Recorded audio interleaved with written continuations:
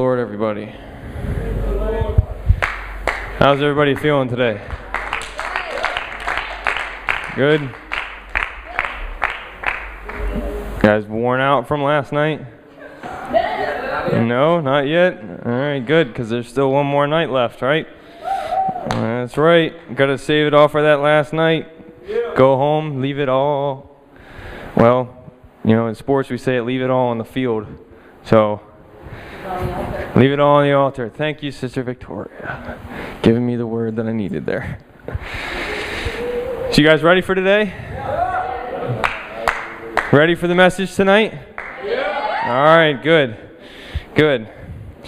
So we've been talking in the morning sessions about some of the giants we face in our everyday, more personal lives. So far we talked about the giant of regret, the giant of transition, the giant of self-worth. Today we're going to talk about the giant of fear. Right. All right.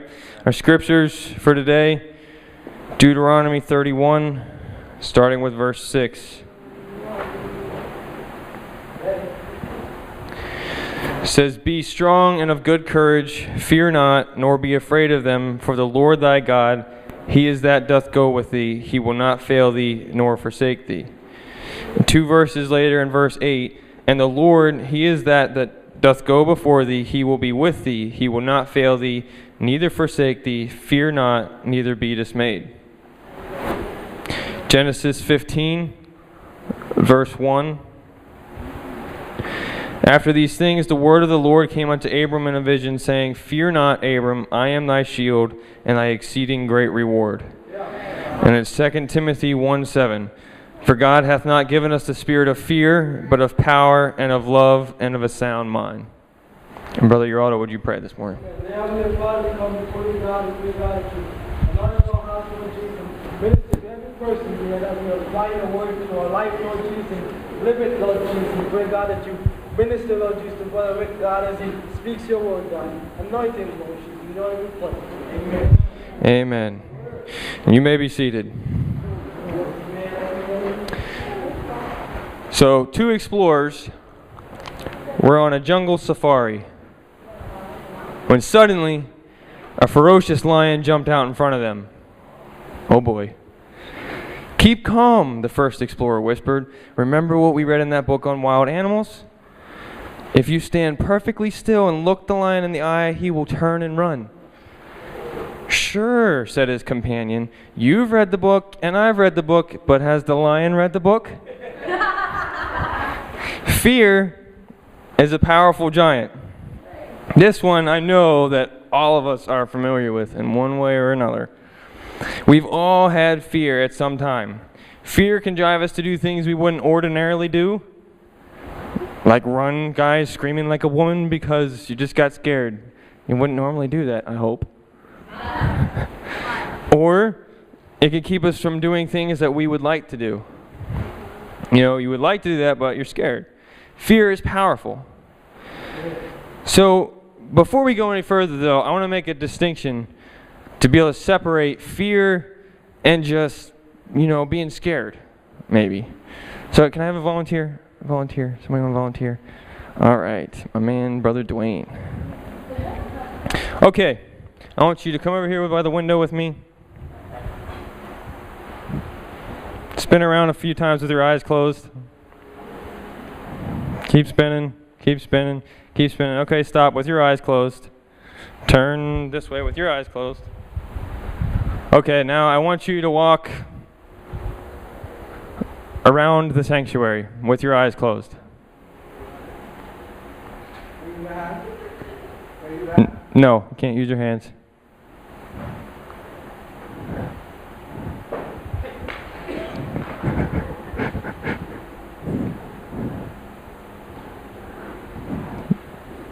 All right, that's far enough. You can open your eyes. Now you see, that's fear, because he doesn't really know what to expect, right? He knows that there are pews to bump into, as he did. If I would have known you were going to step that hard, I would have warned you, because that probably hurt. But he knew that stuff was out there, right? Now, hey! That's being scared right there. That's different. Yes, that was the reaction I was hoping for. Hallelujah. Thank you, Sister Victoria, for sitting on the front row. Now, most of you, or at least a good portion of you, jumped when I did that, right? That's pretty normal, okay? When something unexpected happens like that, you get scared, right? It's scary for a little bit, and that's okay. When you let fear take over, that's when it becomes a problem, okay? And in this aspect, that was being scared. Fear would be the rest of the message. Sister Victoria's sitting there waiting for me to scare her again. You guys are just sitting on the edge of your pew like, he's not going to get me this time. I'm waiting. You're bracing for the worst. Okay, that's where just being scared turns into having fear. Does everybody understand that? Is that clear where that distinction is? There's nothing wrong with being scared. Okay? And, that's normal. But when you let it develop into fear, that can run your life. Fear is an expectation of the negative. I have a definition here that I got online here. It says, fear is a noun, an unpleasant emotion caused by the belief that someone or something is dangerous, likely to cause pain or a threat. The key word that stuck out in that definition to me was belief. Unpleasant emotion caused by the belief that someone or something is going to cause harm. Not by the fact, by the belief. And that can get stuck in our heads. So now, as I mentioned already, we're all pretty familiar with this giant, right? This giant can very often be the cause of our problems. This giant, I would say probably most of the time, is the behind-the-scenes giant of those other giants we talked about. The giant of fear is the one that presents that giant of regret to you. Because you did this before, so now he pushes that fear into your heart. Well, you're going to do that again. Right? He does that with that transition. He comes in with that fear. Well, you don't know where that step is going to land. You don't know how long this is going to take to make that step. He comes in with the fear and the self-worth. You're not worth anything. You need to sit in the corner and be afraid.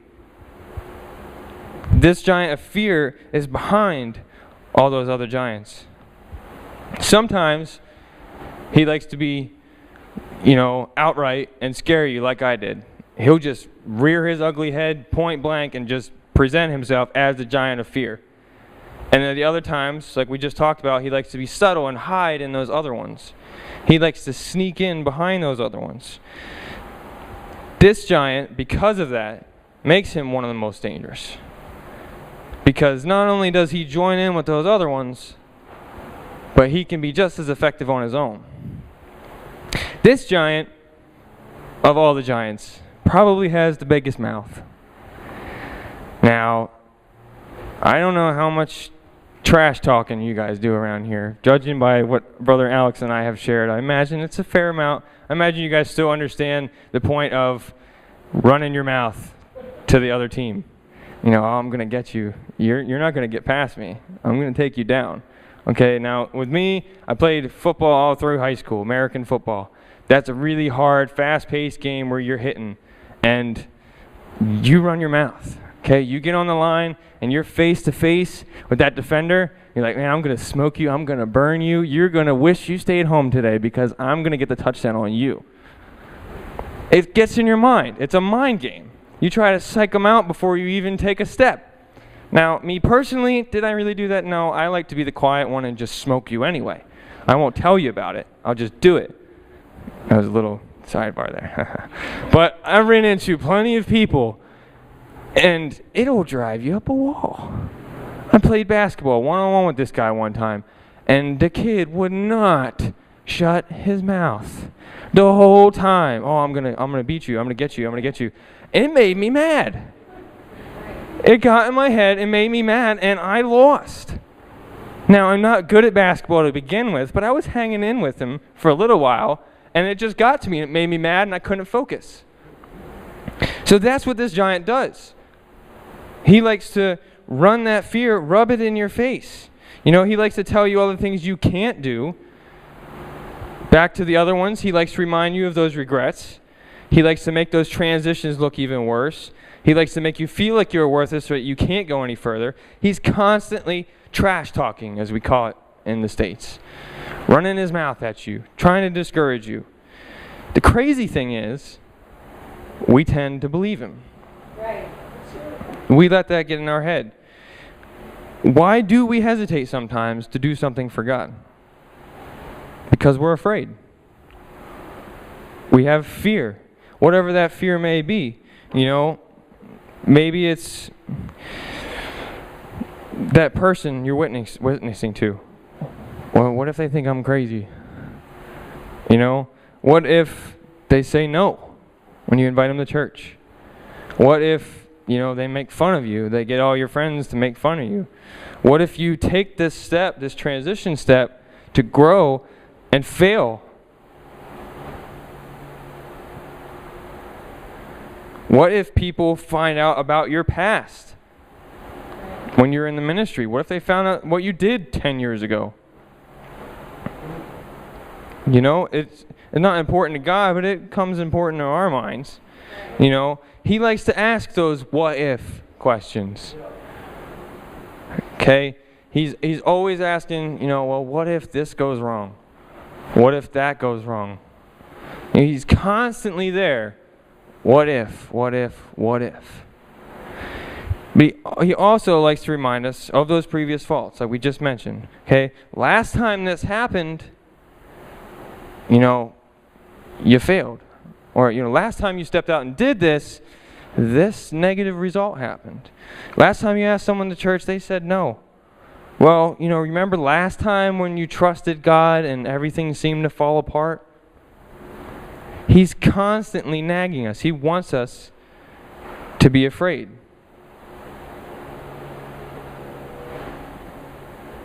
This giant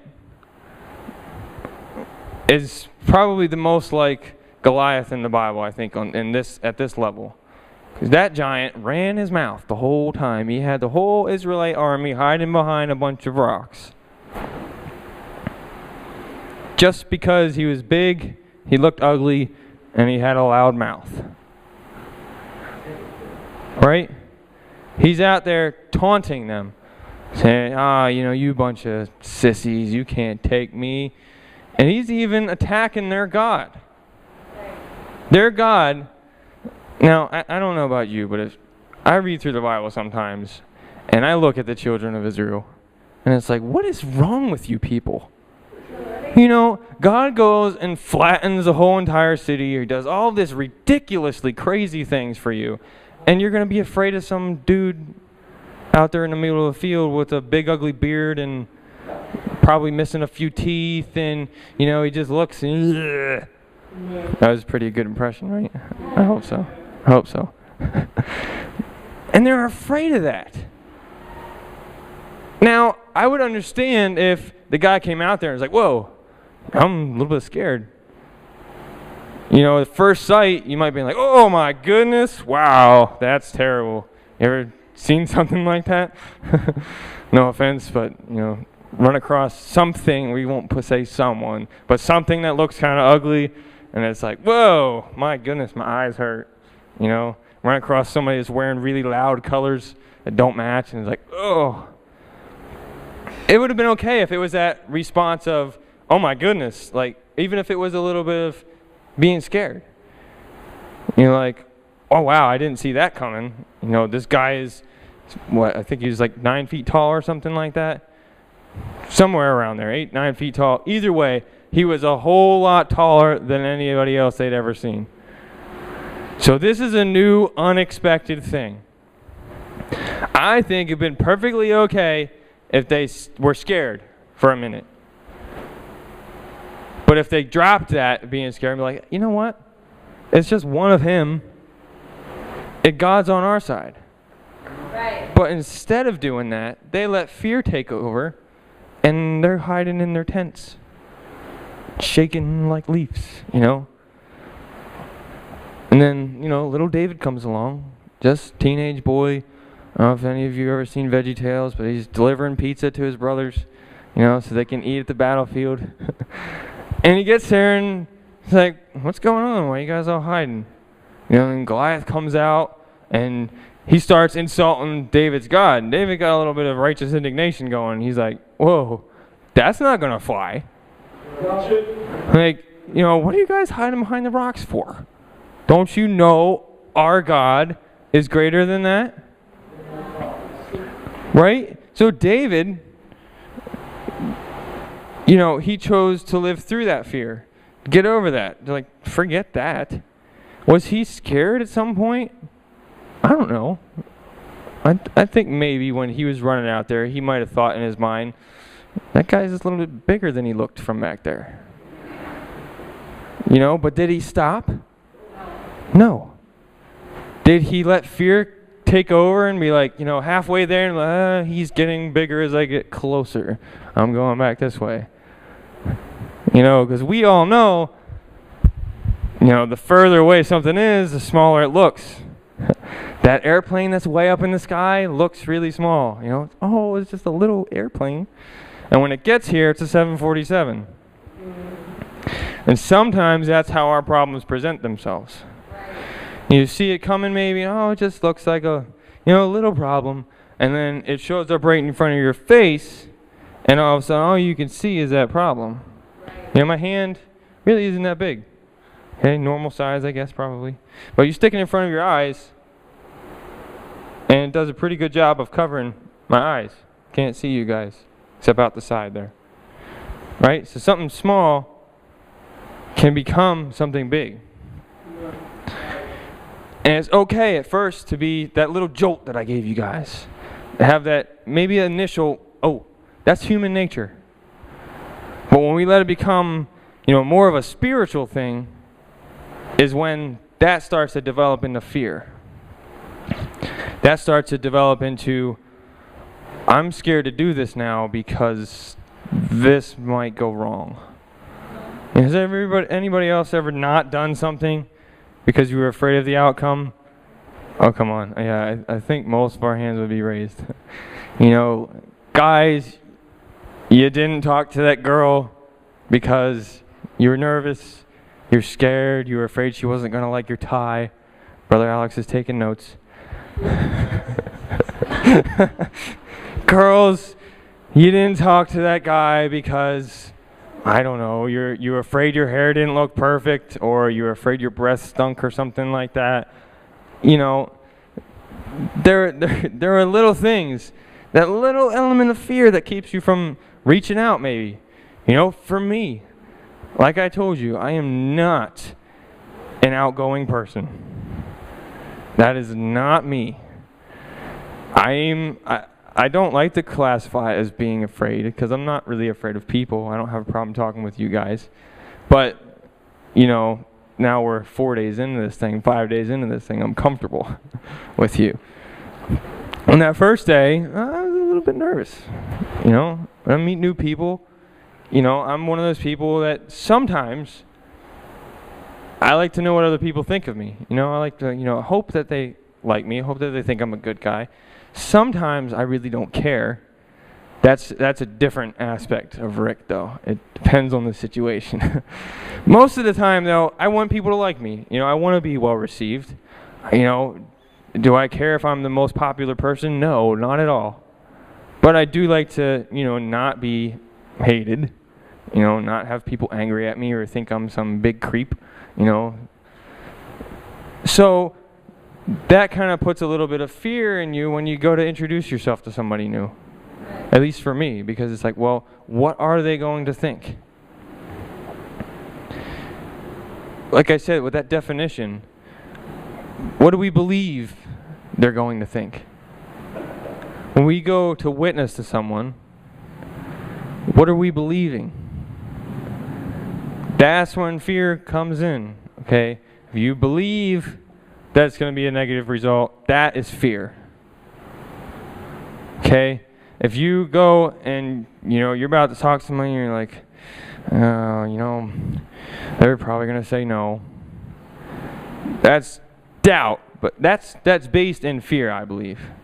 Because you're believing the worst. You're expecting the worst. Okay, some of us won't try something new just because this might happen.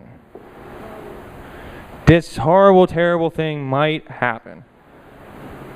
Okay, think if you took that to the extreme. Okay?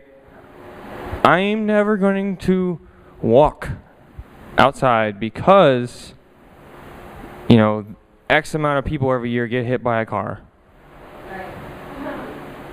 I'm not going to stay inside because X amount of people in a year die inside of a building. Okay, now these are extremes, but believe it or not, there are people like that. There are people that won't go outside because they're afraid of this. There are people that won't go out in a storm because they're going to get struck by lightning. You know how many people get struck by lightning?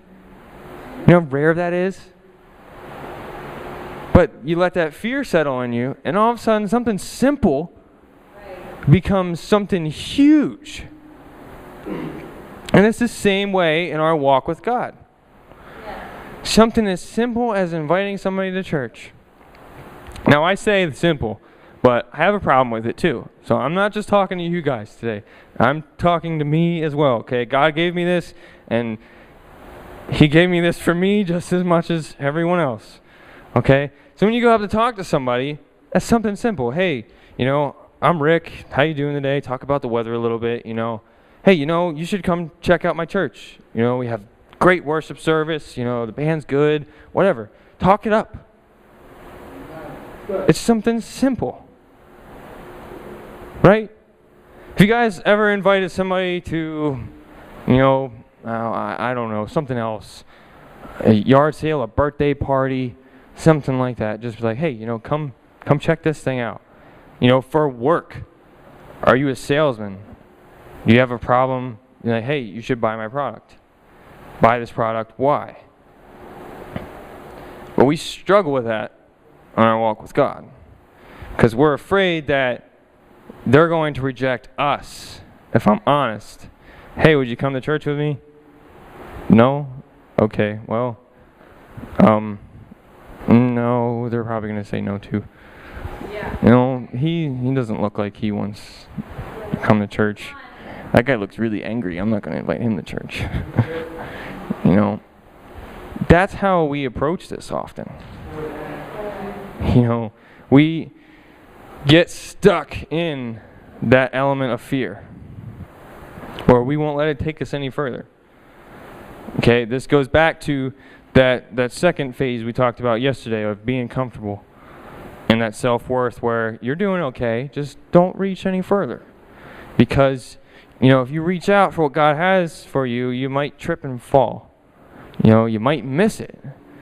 You guys ever seen where, somebody throws a rope to somebody else and they miss it? And, maybe fall in the water or something ridiculous like that. Or they're swinging across on a rope and they miss where they're supposed to get off and they fall in the water. It can be like that sometimes. The devil will be like, well, last time you tried that, you completely missed. I think we really, really, really need to look into this. I'm spending a little bit more time in this section than I had planned on. But we let something simple run our walk with God.